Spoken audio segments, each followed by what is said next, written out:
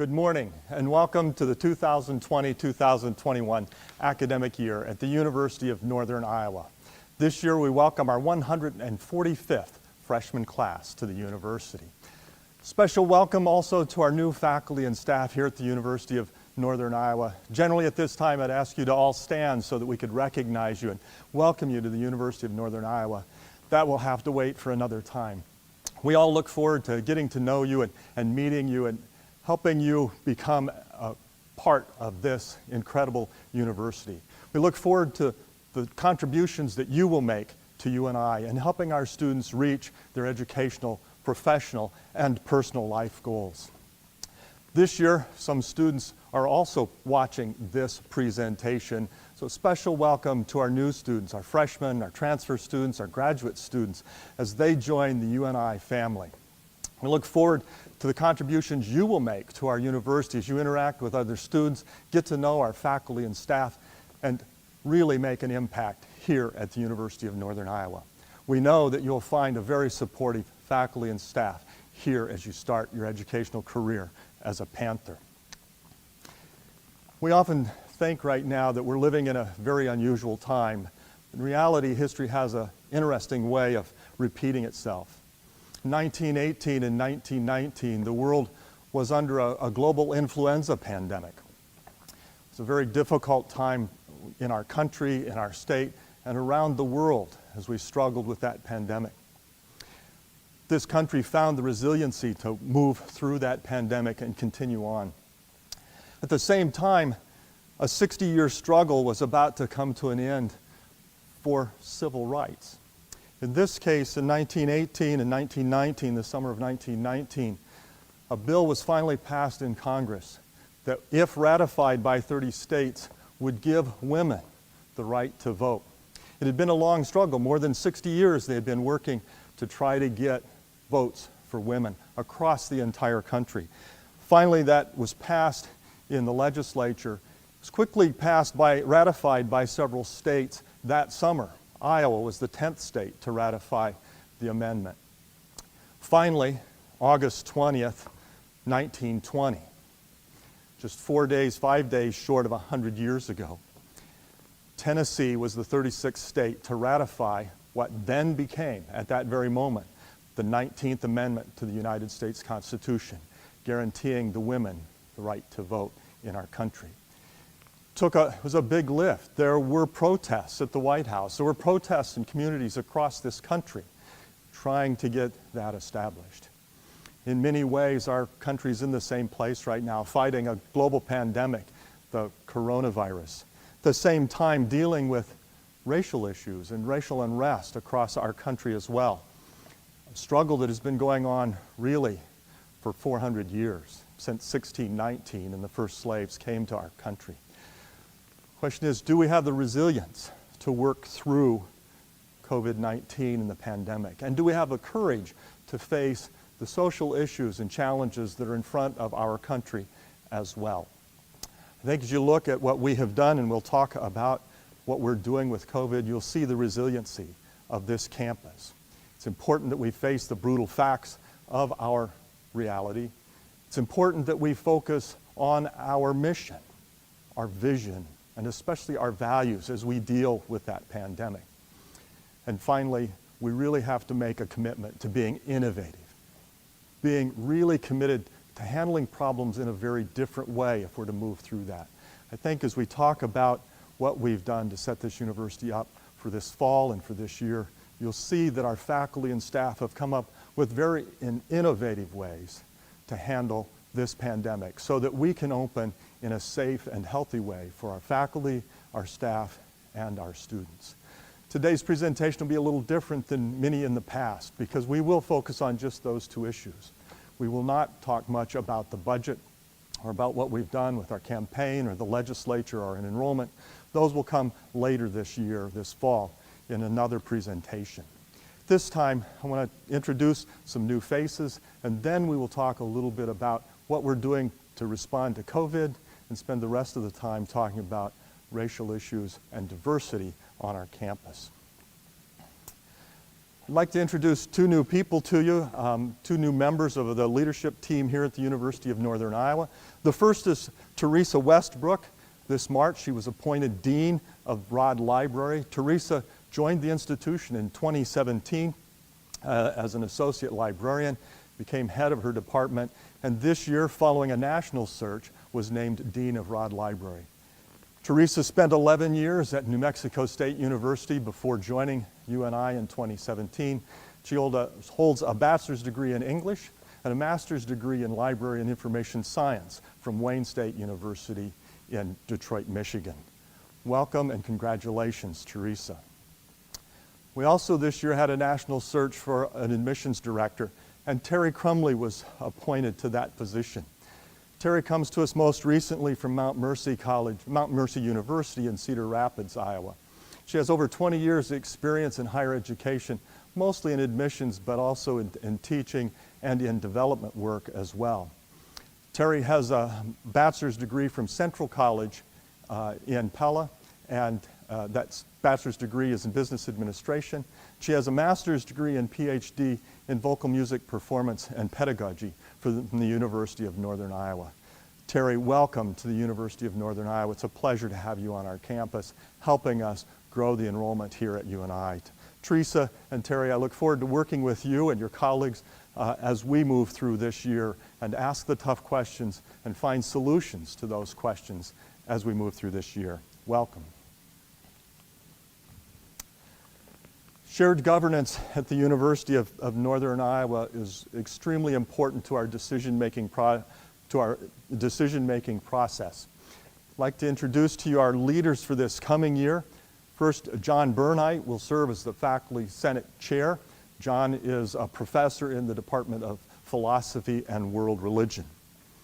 Amy Peterson, a professor of special education, will be serving as the chair of the faculty this year.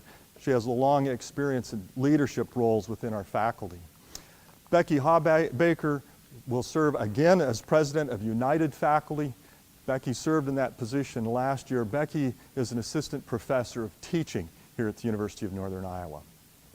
Our AFSCME president will be Shelley Hill. Shelley served in that role again last year. Shelley is a clerk in residence administration. J.C. Last is a programmer and web analyst in our IT administrative services and will be serving as the president of our Professional and Scientific Council.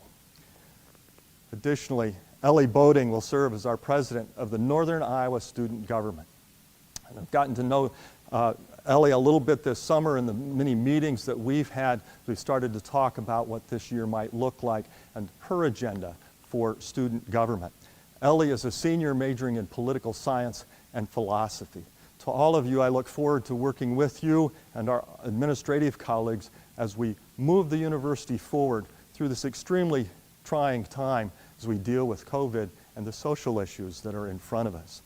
I'd also like to thank Barb Cutter, our outgoing chair of the faculty, James Mattingly, our outgoing chair of the Faculty Senate, and Jacob Levang, who is last year's president of NISG, who graduated this past year. Thank you to all of you for your service a year ago and for your service this year as we help guide the university forward at this time.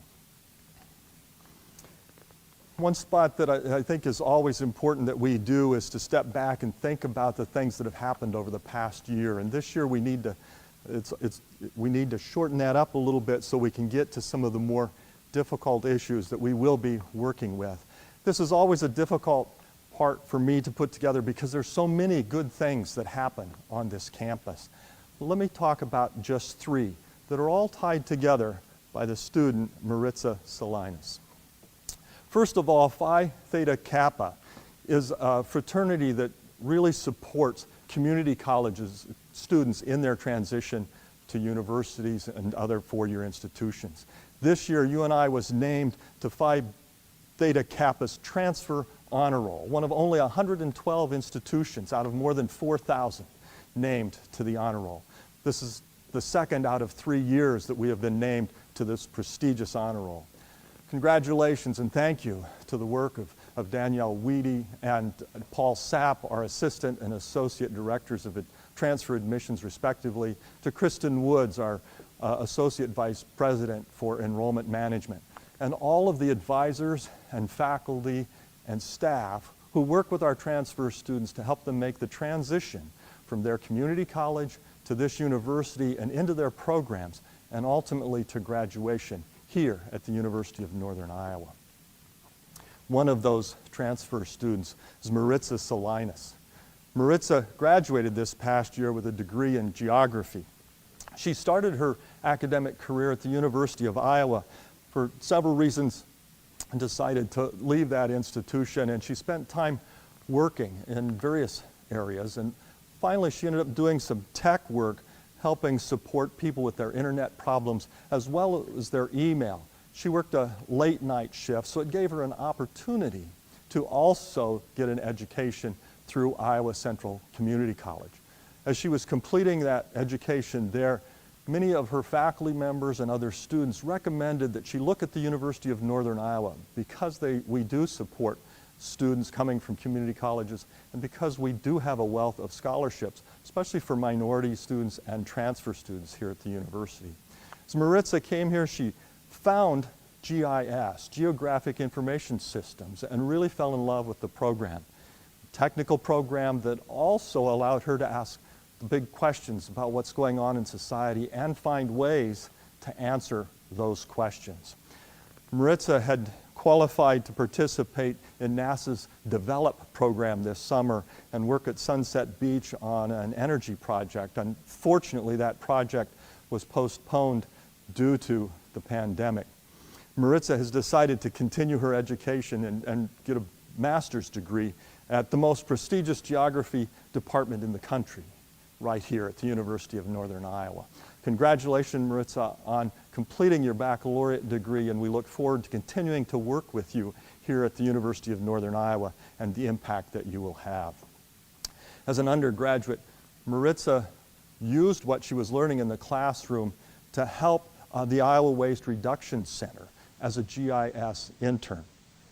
This year, the Iowa Waste Reduction Center received a $99,000 grant to establish a regional food waste reduction center.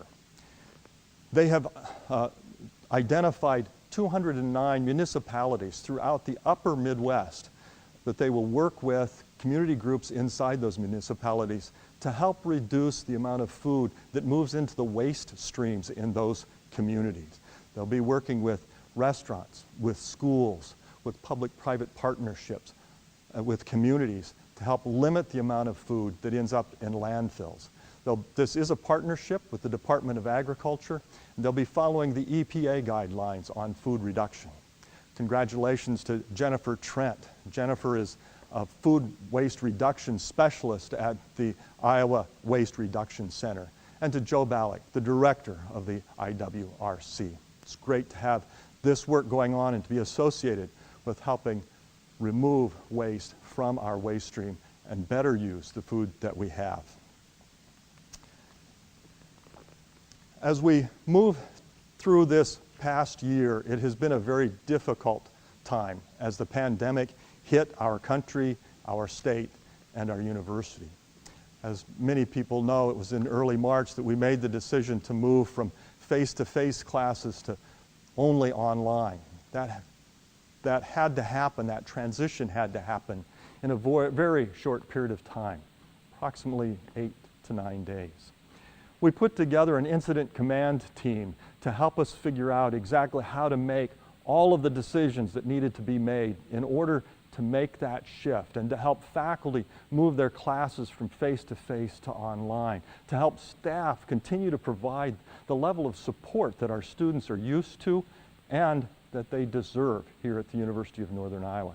That team was led by Provost Jim Walpart and by Senior Vice President Michael Hager. They were supported by a group of people from across campus, but of special support from Joseph Razor, our Director of Environmental Health and Safety, and from Shelley O'Connell, the Director of our Health and Wellbeing, Student Health and Wellbeing Center here at the University of Northern Iowa as well. As we moved through that period of time and got to the end of the semester, it was clear that as we were coming back for the fall, students wanted to be on our campus. They wanted face-to-face instruction if possible, and they wanted to be here physically on our campus, to be able to meet with friends, to be able to get to know their professors on a more personal level. So we created a team to start to look at how we could bring our students back to campus in a safe way, in a manner that will protect their health and safety and the health and safety of our employees. So we created a new team called Forward Together UNI, led by Associate Provost Patrick Peace and by our Associate Vice President for Enrollment Management, Kristen Woods. They have worked all summer long with a group of people, again, from across the university, creating 7 subcommittees to look at various aspects of the operation of the university so that we could put in place the programs that are needed to support our students and our faculty and staff and keep them healthy. A few of the things that you will notice is that we will require people to wear face coverings inside all of our buildings, except if they're in a private office. That'll be not only classrooms, but the Mocker Union, our library, residence halls when they're in public spaces. We have set up our classes so that more than 80% of our classes will have some form of face-to-face instruction throughout the week. Only 20% of our classes, a little less than 20% of our classes, will truly be online and online only. Our classrooms we have reorganized so that we will only be at not over 40% capacity in any one of those classrooms, so that we can have a level of social distancing inside the classroom. We've also made changes to the seating in Mocker Union in the library so that, again, we can help with social distancing.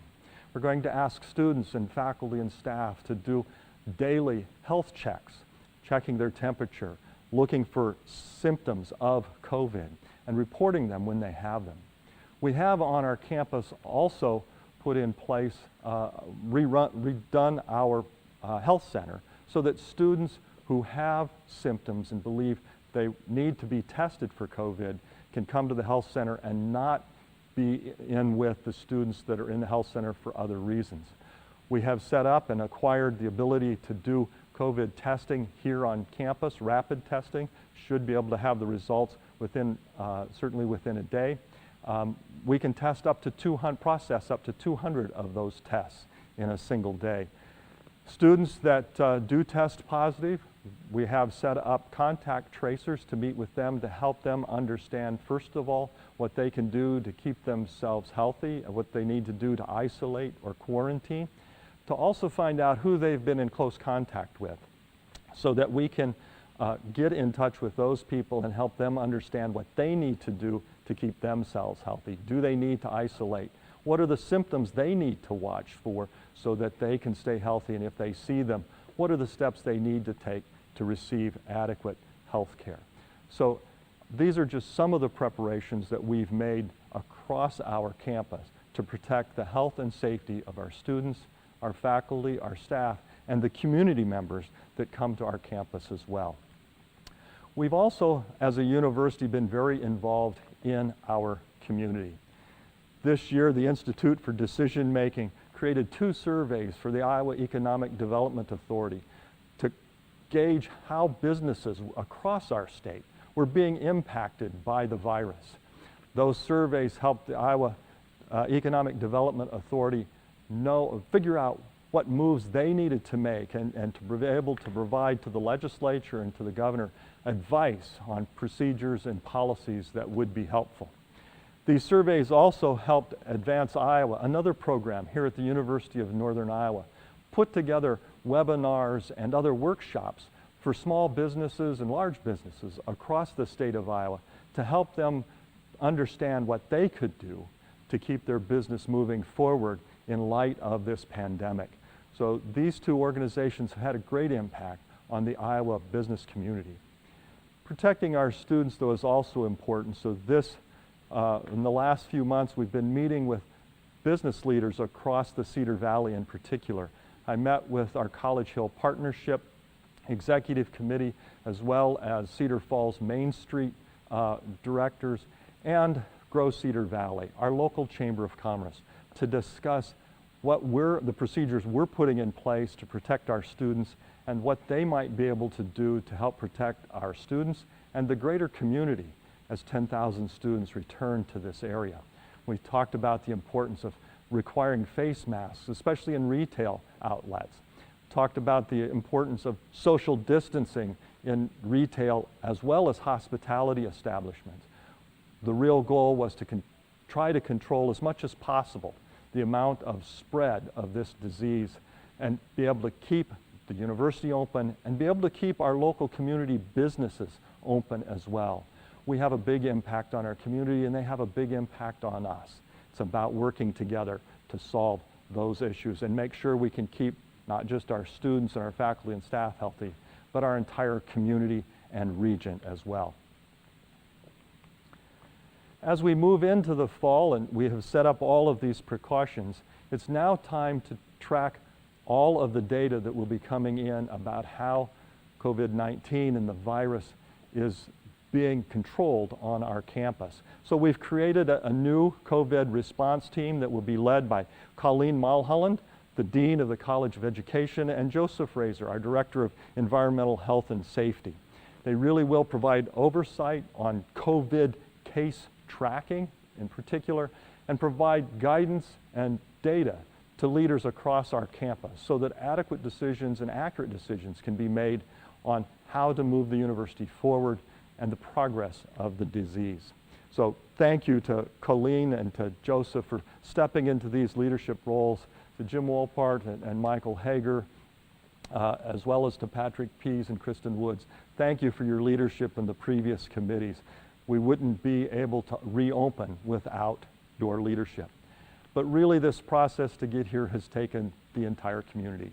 Faculty and staff across this university have committed long hours to helping us understand the issues that they will face, the challenges that they will face, and working with our faculty and staff to put in place changes to their curriculum and changes to the way that they will teach so that they can protect our students and other members of our faculty and staff. As we deal with this global pandemic and COVID-19, it's easy to keep our focus on that. It's such a monumental issue for us. But it is important that we also maintain our focus on the social issues of our time. We have seen over this summer great unrest around racial issues in particular following the murders of several Black Americans at the hands of police. At the University of Northern Iowa, we have a strategic plan, and the overarching goal in our strategic plan is student success. It's supported by 3 pillars: diversity and inclusion, community engagement, and campus vitality. The first of those, diversity and inclusion, speaks to the issues that are forefront in our society at the moment. We often use the terms diversity and inclusion without thinking about them, like they're the same thing, like they come together without really giving them thought as to what do we really mean. Diversity simply means difference. We at the University of Northern Iowa and institutions that make a commitment to diversity are really saying we're committed to having a diverse population on our campus. We make that commitment because we recognize that those differences enrich all of our lives and enrich our decision-making process, enrich the education we offer our students, enrich the way we engage our community, our state, this nation, and the world. Universities often measure diversity by looking at the percentage of population and determining whether the population demographics on our campuses are similar to, essentially equal to, that in the general society. Inclusion is making sure that everybody on our campus has an equitable opportunity to be successful. If we really are committed to making sure that everybody has an equitable opportunity to be successful, then their outcomes, their graduation rates, their retention rates will be equal. We are committed to providing an equitable opportunity for all of our students. We haven't met those goals in either diversity or inclusion on this campus. And I want to share a little data with you on that point. There's a lot of data on this chart, and there's really just 3 takeaways that I want you to leave after this chart. First of all, the University of Northern Iowa is not as diverse in terms of its student body population as the general population that's available to us in the state of Iowa. Secondly, our faculty and staff employee base is not as diverse as the population in the state of Iowa. The third one is a little bit more difficult, and I'll talk about it at the end, but it is an acknowledgement that we have a role as Iowa's leading teacher and administrator preparation college and university to do whatever we can to prepare teachers and administrators to address barriers and disparities in K-12 education.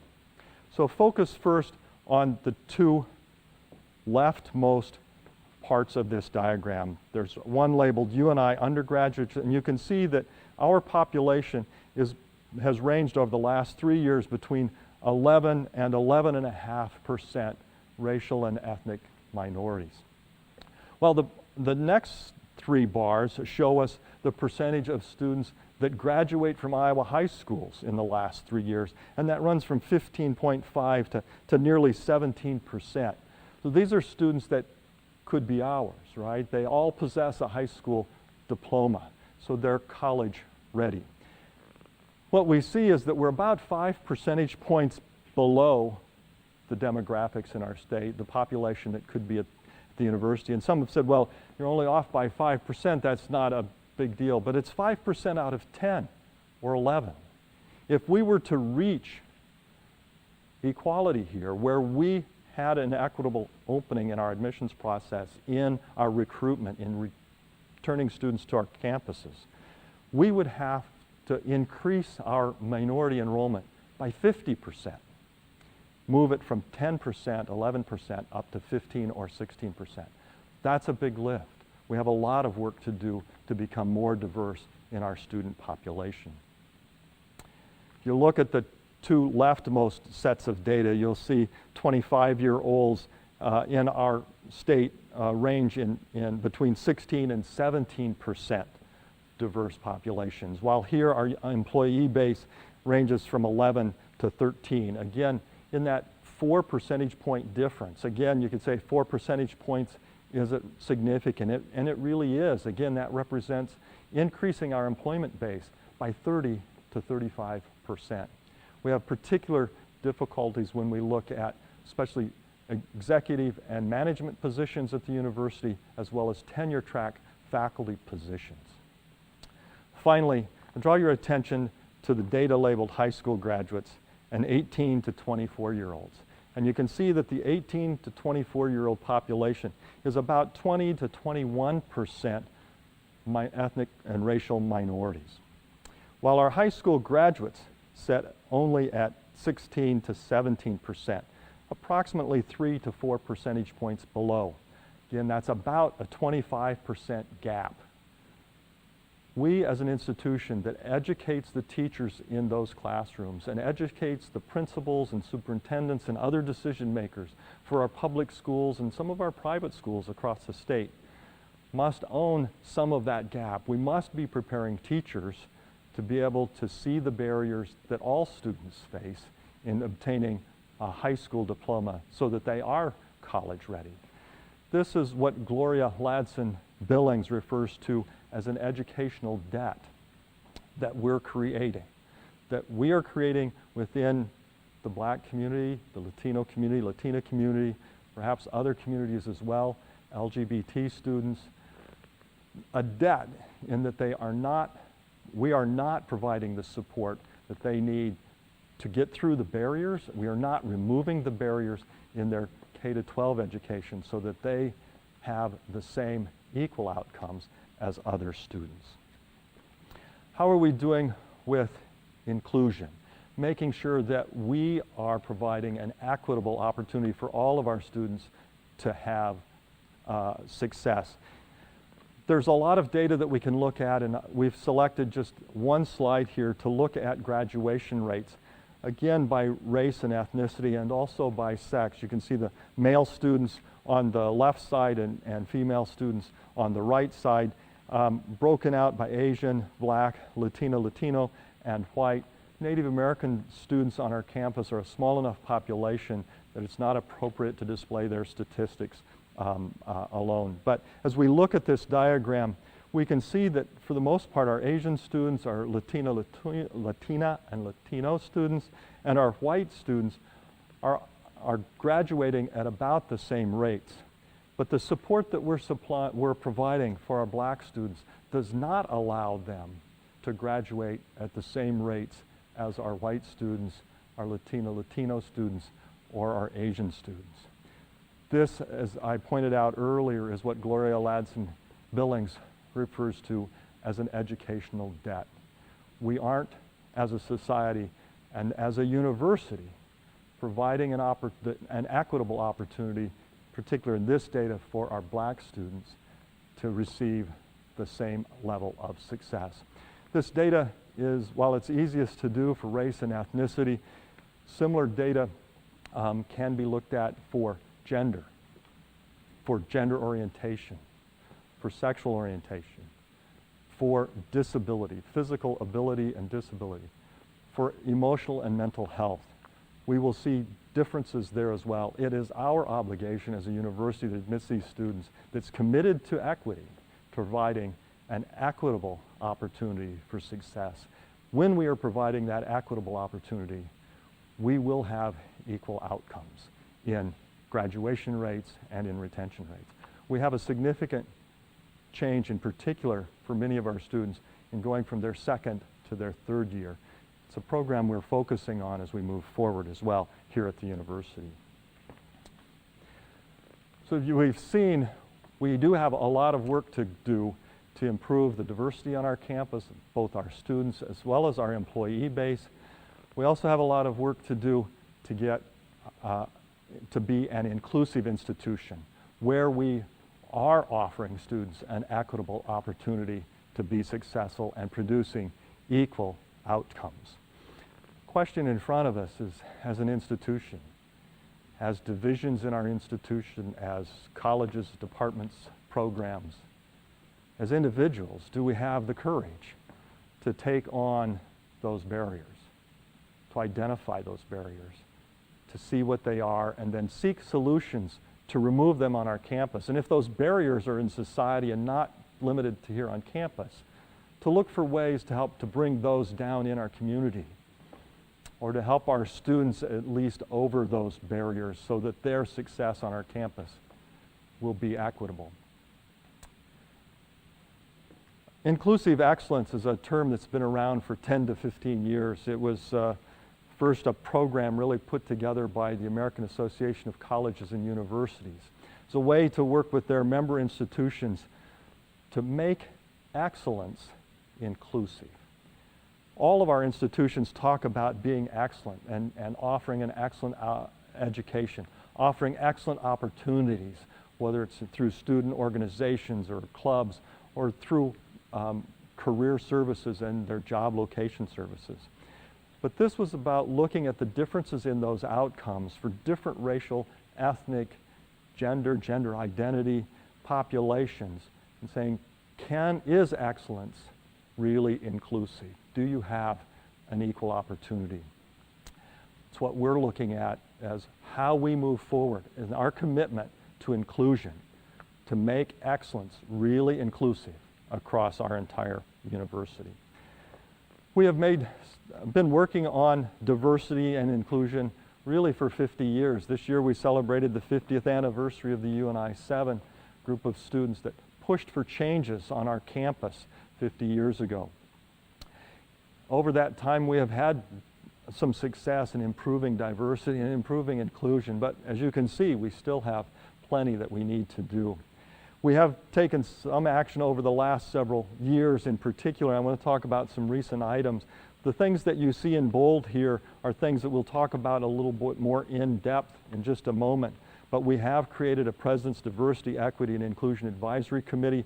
We completed a campus climate survey and held listening sessions this spring. And the results of the climate survey are available online. Academic Affairs has put together an action plan on diversity and is undergoing a policy review.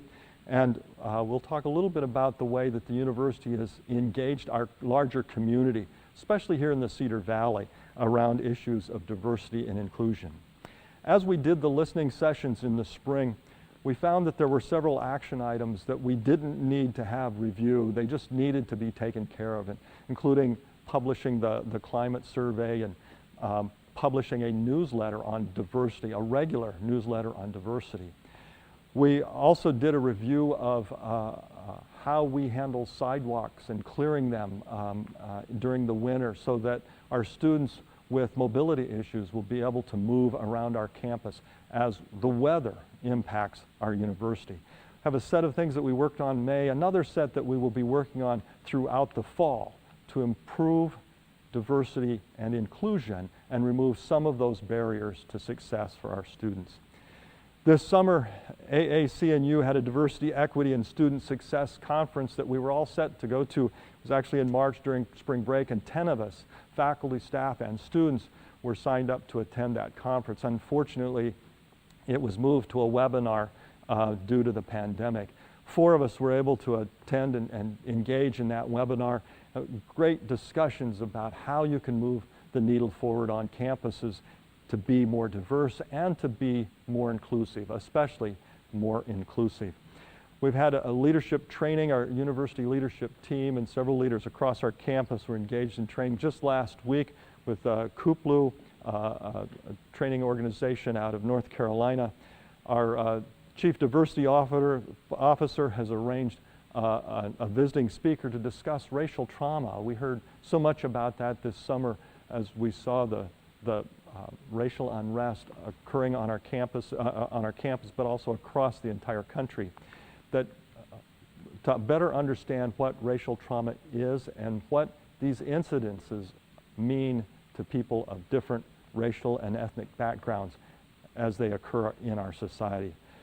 Because of the incidents that have happened, we also did a policy and procedure review this summer. We'll be making that available to our President's Diversity, Equity, and Inclusion Advisory Committee. And we also this year, it's been a couple of years in the making, launched UNI at DMAC. The DMAC urban campus is the only majority-minority campus in the state. More than 50% of that campus is racial and ethnic minority students. It's located in the heart of Des Moines, only blocks from our state capital. Many of the students at DMAC are older than average. Their average age is 28 at the urban campus. Many of these students, though, are also place-bound and have no opportunity for a 4-year education outside of the area. So we have partnered with DMAC to bring 3 of our online programs to the DMAC campus so that students can complete their bachelor's degree and never leave the urban area, stay on the urban campus. We have people that we are placing at the DMAC urban campus to provide support to help students understand what the programs are and how to apply for and be admitted to those programs, what they need to do to seek financial aid, and then to provide the support in how to access peer mentoring, how to access advising services, how to connect with faculty as questions come up, and to help them prepare for exams as well. So really wrapping those students in the same sort of support that we provide to our students here on campus. The President's Diversity, Equity, and Inclusion Advisory Committee was formed really this spring, and the members of it were identified through sort of a unique selection process. This year, as we reached out to our shared governance units to ask them who should serve on this, we asked them to be more deliberative in this process. And they engaged all of the faculty and students and staff in a process of saying, this is the committee, this is the draft charge. If you're interested, submit an application. And these were reviewed, and the people that were selected you see on the screen here. It's a large committee of 13 individuals. It's led and chaired by Jamie Chidozi, our director of the Center for Multicultural Education, the director of Diversity, Inclusion, and Social Justice on our campus. wide range of faculty, staff, and students, 4 faculty members, 4 student members, 2 staff members. We also have a community member on here. Thank you to Henry Bevel for agreeing to serve on this very important committee here at the University of Northern Iowa. The committee, the first thing they did was to review the draft charge, and they are making that charge their own so that they can take ownership of the work that they're going to do in helping the university find a way forward to improve our diversity on campus, to improve inclusion on campus. So thank you to all of you that are serving on this committee. Thank you for the work that you will be doing and you've already done. When this committee was originally set up in late in late April, we talked with leaders across campus, and we were expecting, they suggested that we have the first meeting of the committee in the fall when we could all be back together face to face. But following the George Floyd murder, it was clear we needed to get this committee up and running immediately. And so in early June, they've started to meet, and they've been meeting regularly since then. Look forward to their leadership and their guidance on how to move this university forward. Again, to all the members, thank you for the work and the time that you're dedicating to this issue on our campus. We did this year complete a campus climate survey over the winter. The results are available online. You can see the link here on this slide. You can go to our institutional research page, that's the ir.uni.edu page, and find the results of that campus climate survey. In general, as you look at the slide that we have here, what you'll see is that most of our employees and our students are quite satisfied with the climate here at the University of Northern Iowa. But there are some significant differences, especially for staff who are people of color, somewhat for our faculty of color, and also our students of color. There are also some differences for our faculty, staff, and students who are members of the LGBTQA+ community as well. These are some of the challenges and some of the barriers that are in front of our faculty, our staff, and our students that we need to address. If you don't feel comfortable, if there are microaggressions that happen in the classroom, microaggressions that are happening in our buildings and in our library and in our residence halls, microaggressions that are happening in our community, those impact your ability to continue to work forward and to move forward. It's our responsibility to identify those and to find ways to remove them for our students. Academic Affairs this year over the last year has put together an action plan around diversity and equity. They have put together a Dean's Council training that will look at white privilege in particular and help our deans and directors understand what white privilege is and its impact on our university. They will also be looking at and developing an equity-minded approach to leadership, to look more broadly with several different potential outcomes or wanted, needed outcomes. One of those, one of the biggest ones, one of the real focus of this, is to improve the recruitment, the retention, and the promotion of faculty and staff of different racial and ethnic backgrounds, but also in different genders, gender identity, sexual orientation as well, to create the diversity on our campus that we embrace. They are also undertaking a policy review to look at all of the academic policies. They are training a group of individuals in bias to understand what bias might look like in a policy and how that policy might be rewritten to affect change so that it is more equitable on our campus. Faculty Senate is working on several projects, including the formation of a DEI, a Diversity, Equity, and Inclusion Committee within the Faculty Senate to look at curriculum issues and what might happen within the general education curriculum, the greater curriculum, and how we might increase the level of understanding of issues of diversity and inclusion in the classroom. The Panther Promise Academy is new this year, and DeCarlos Anderson will be leading that academy and working with Dacia Carter in diversity, inclusion, and social justice. DeCarlos will be working to create programs that will help new students of color transition to this university, get connected on campus, to have peer mentoring, to be able to understand what it takes to be successful on our campus, to help us also identify some of those barriers and to reduce the barriers that exist as we work to remove them. The Panther Promise Academy should help us in particular lift those retention rates and lift the graduation rates of our black students, but also many of our other minority students as well. It's a way for us to, again, pull back and reduce some of the barriers that are in front of these students. We've also been very engaged with our community. That means the greater Cedar Valley in particular, but it does reach outside of that. We have been working with Grow Cedar Valley. Grow Cedar Valley is our local chamber of commerce here that supports really almost all of Black Hawk County. They have created the Economic Inclusion Network and Summit. This is really a mechanism to help employers diversify their employment base, to understand the barriers that might be in place for them hiring people of color, people of difference. It includes working throughout the year, but it's really a highlight is each year a summit that's held where we bring in speakers from around the country that can really help us dig deep into what's going on in our communities to enrich the economic vitality of the valley. One Cedar Valley is a new program in the community as well, and UNI has played a big role in that, especially through the Institute for Decision Making. But it is focusing on supporting employees, people who are looking to get into the job market, people who are looking to change jobs, with a real focus on increasing the economic vitality of the black community here in Waterloo, Cedar Falls, and the greater Cedar Valley area.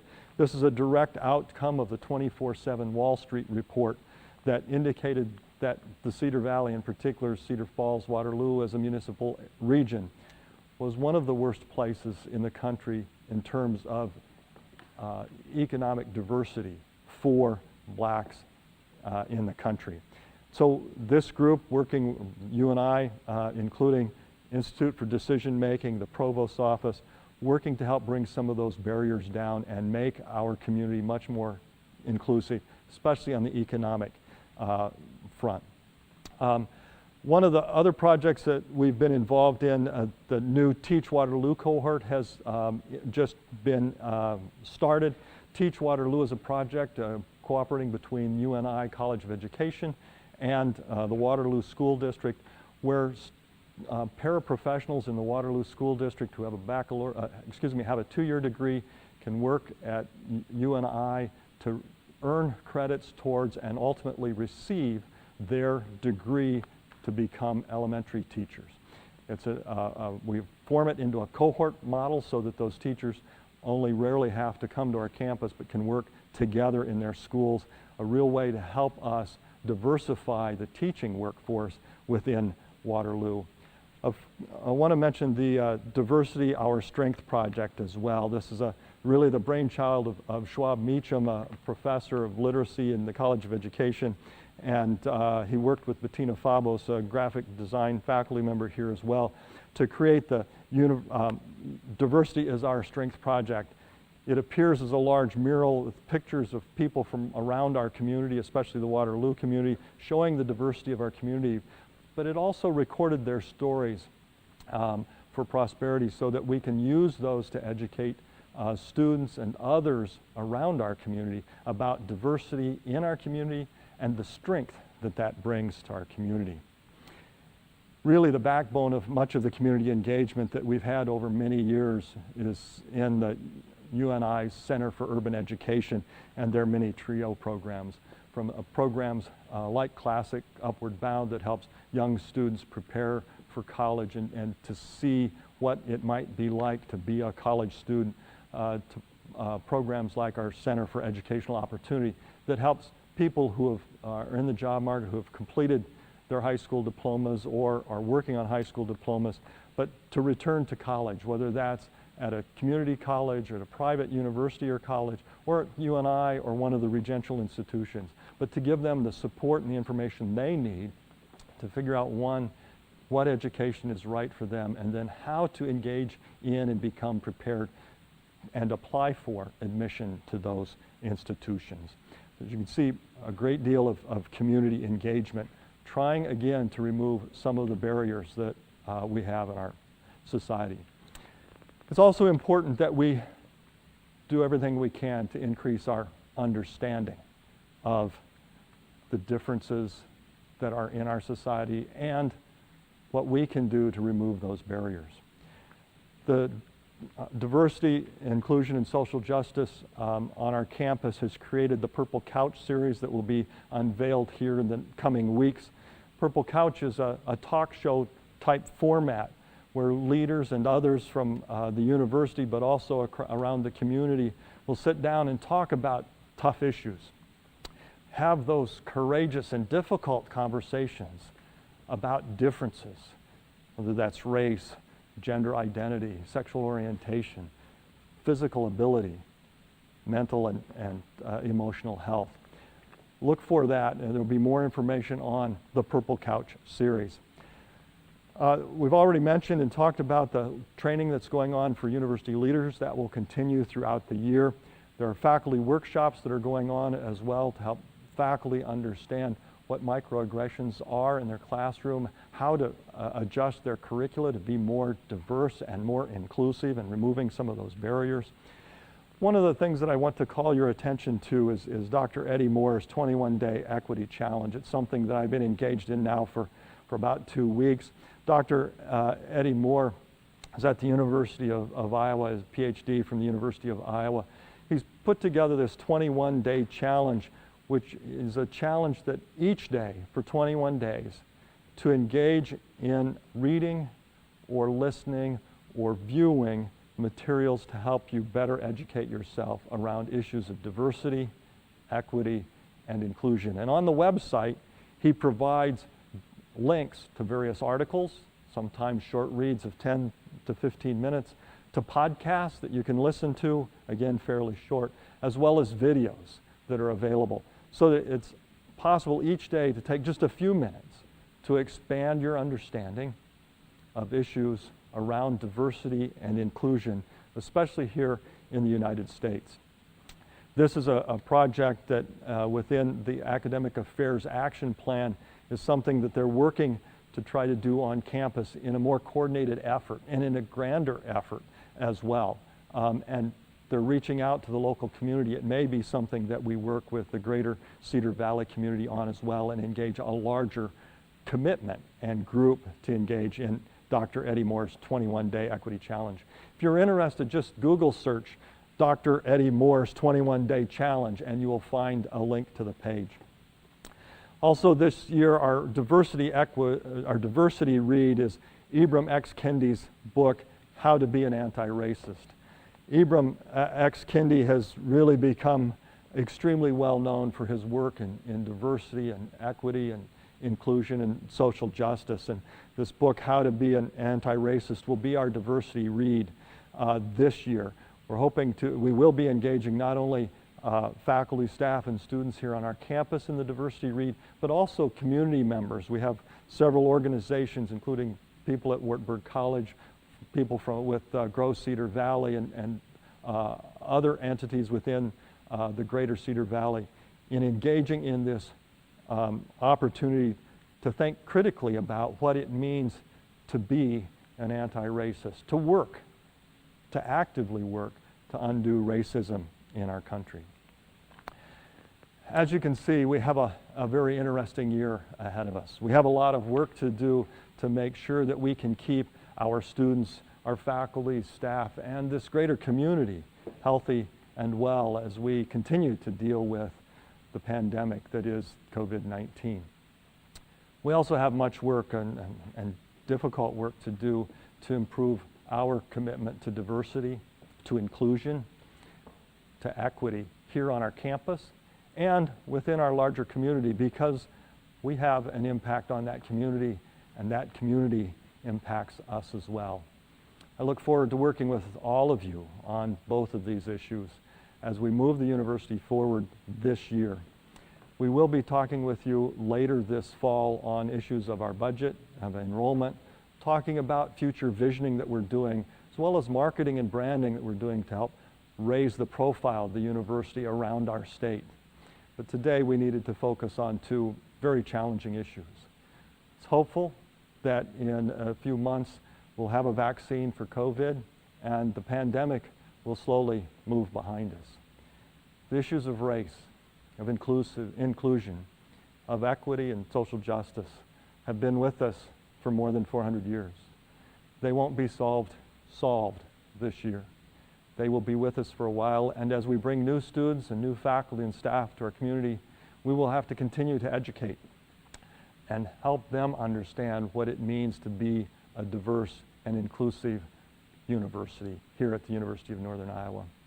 Thank you for joining me this morning. I look forward to working with you again this year on these issues and the many other challenges and successes that we'll have as we move forward in the 2020-2021 academic year. Thank you very much for joining us.